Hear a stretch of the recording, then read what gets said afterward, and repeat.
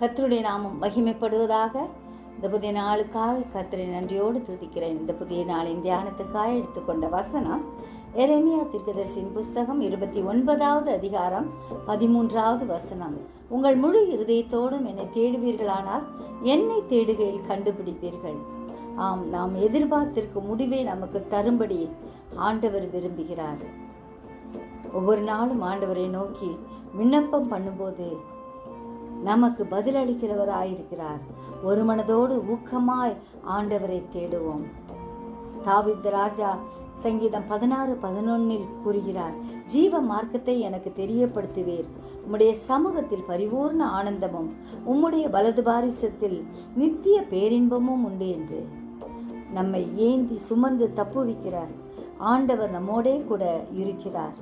நம்முடைய இருதயத்தோடும் ஆண்டவரை தேடுவோம்.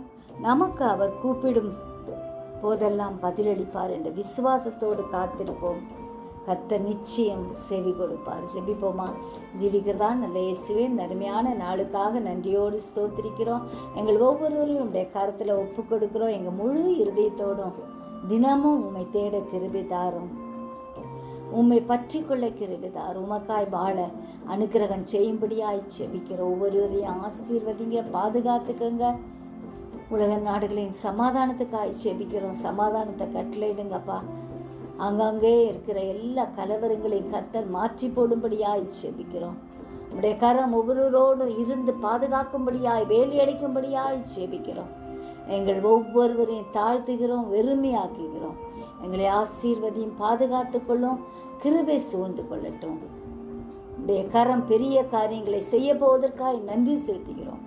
இயேசுவின் மூலம் ஜெபம் கேளும் பிதாவே, ஆமென்.